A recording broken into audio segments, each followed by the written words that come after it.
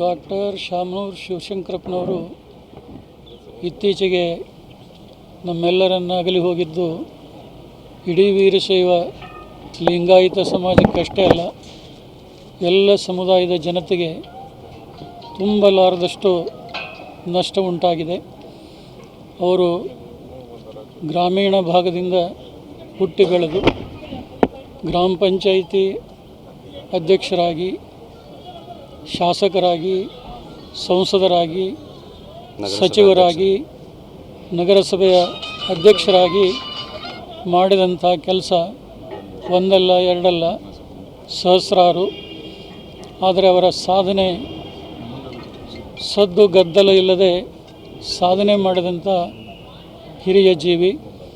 ಮೇಲಾಗಿ ಅಖಿಲ ಭಾರತ ವೀರಶೈವ ಮಹಾಸಭೆಯ ರಾಷ್ಟ್ರೀಯ ಅಧ್ಯಕ್ಷರಾಗಿ 3 ಅವಧಿಗೆ ತಮ್ಮ ಸೇವೆಯನ್ನು ಮಾಡಿದರು.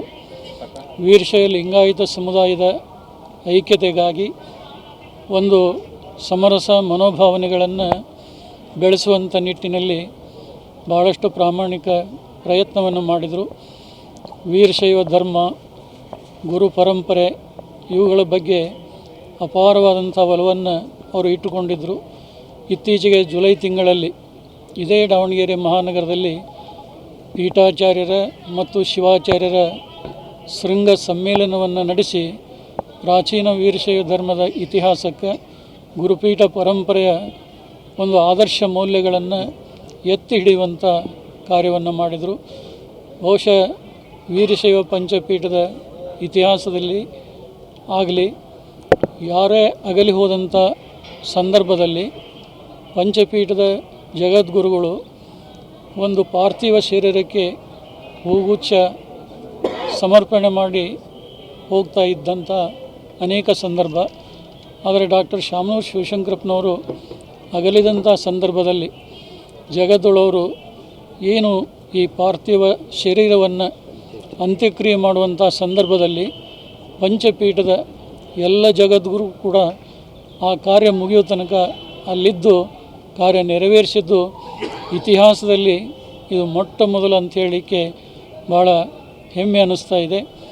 ಇವತ್ತು ಕೂಡ ಅವರ ಶಿವಗಣಾರಾಧನೆ ಅಂಗವಾಗಿ ಹಮ್ಮಿಕೊಂಡಂಥ ಒಂದು ನುಡಿನಮನ ಕಾರ್ಯಕ್ರಮ ಏನಿದೆ, ಅವರು ಒಂದು ಆದರ್ಶ ಗುಣಗಳನ್ನು ಕಂಡು ಮತ್ತು ಧರ್ಮ ಸಂಸ್ಕೃತಿ ಬಗ್ಗೆ ಅವರಿಗಿರುವಂಥ ಅಪಾರ ಒಲವನ್ನು ಕಂಡು ಎಲ್ಲೆಲ್ಲೋ ದೂರದಲ್ಲಿರುವಂಥ ಪಂಚಪೀಠದ ಎಲ್ಲ ಜಗದ್ಗಳು ಕೂಡ ಇವತ್ತು ಶಿವಗಣಾರಾಧನೆ ಅಂಗವಾಗಿ ನಡೆಯುವಂಥ ನುಡಿನಮನ ಕಾರ್ಯಕ್ರಮದಲ್ಲಿ ನಾವು ಪಾಲ್ಗೊಂಡಿದ್ದೇವೆ. ಏನು ಅವರ ಆದರ್ಶಗಳು ಏನಿದ್ದು ಆ ಆದರ್ಶಗಳನ್ನು ಉಳಿಸಿ ಬೆಳೆಸಿಕೊಂಡು ಹೋಗುವಂಥ ಜವಾಬ್ದಾರಿ ಶಾಮನೂರು ಕುಟುಂಬದ ಎಲ್ಲ ಜನರ ಒಂದು ಜವಾಬ್ದಾರಿಯೂ ಕೂಡ ಆಗಿದೆ.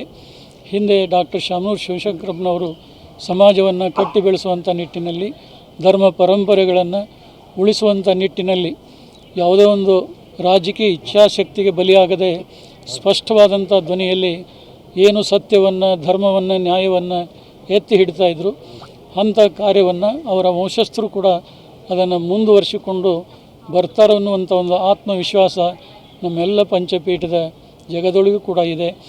ಮತ್ತು ಈಗ ಅಖಿಲ ಭಾರತ ವೀರಶೈವ ಮಹಾಸಭೆ ಅವರ ಅಗಲಿಕೆಯಿಂದ ಅದು ಈಗ ಖಾಲಿ ಇದೆ. ಬಹುಶಃ ಅದಕ್ಕೊಬ್ಬ ಸಮರ್ಥ, ಯೋಗ್ಯ ಮತ್ತು ಸಮಾಜದ ಬಗ್ಗೆ ಕಳಕಳಿಯನ್ನು ಹೊಂದಿದಂಥ ಮತ್ತು ವೀರಶೈವ ಲಿಂಗಾಯತ ಧರ್ಮ ಭಾಳಷ್ಟು ಒಳಪಂಗಡಗಳಿಂದ ಕೂಡಿರುವಂಥ ಧರ್ಮ. ಎಲ್ಲ ಒಳಪಂಗಡಗಳ ವಿಶ್ವಾಸಗಳನ್ನು ಕೂಡ ಗಳಿಸಿಕೊಂಡು ಸಮಾಜದ ಶಕ್ತಿಯನ್ನು ಸಂವರ್ಧನೆಗೊಳಿಸುವಂಥ ನಿಟ್ಟಿನಲ್ಲಿ ಕಾರ್ಯ ಮಾಡುವಂಥ ಒಬ್ಬ ಯೋಗ್ಯ ಸಮರ್ಥ ವ್ಯಕ್ತಿಯನ್ನು ಆಯ್ಕೆ ಮಾಡಿದರೆ ಭಾಳಷ್ಟು ಒಳ್ಳೆಯದನ್ನುವಂಥ ಭಾವನೆ ನಮ್ಮೆಲ್ಲ ಪಂಚಪೀಠದ ಜಗದೊಳಗಿದೆ. ಒಟ್ಟಾರೆ ಅವರು ಮಾಡಿದಂಥ ಸತ್ಕಾರ್ಯಗಳೇನದಾವು ಅವು ಯಾವಾಗಲೂ ಅವಿಸ್ಮರಣೀಯವಾಗಿ ನಮ್ಮೆಲ್ಲರ ಮನದಲ್ಲಿ ನೆಲೆಗೊಂಡಿವೆ ಅನ್ನುವಂಥ ಮಾತನ್ನು ಈ ಸಂದರ್ಭದಲ್ಲಿ ಹೇಳಿ, ಅಗಲಿದಂಥವರ ಪವಿತ್ರ ಆತ್ಮಕ್ಕೆ ಭಗವಂತ ಚಿರಶಾಂತಿಯನ್ನು ಅನುಗ್ರಹಿಸಲಿ ಮತ್ತು ಅವರ ಅಗಲಿಕೆಯಿಂದ ಉಂಟಾದಂಥ ದುಃಖವನ್ನು ಅವರ ಕುಟುಂಬ ವರ್ಗದವರಿಗೆ ಮತ್ತು ಅವರೆಲ್ಲ ಅಭಿಮಾನಿಗಳಿಗೆ ಸಹಿಸಿಕೊಳ್ಳುವಂಥ ಶಕ್ತಿ ಭಗವಂತ ಕರುಣಿಸಲಿ ಅಂತೇಳಿ ಈ ಸಂದರ್ಭದಲ್ಲಿ ನಾವು ಬಯಸ್ತಾ ಇದ್ದೇವೆ.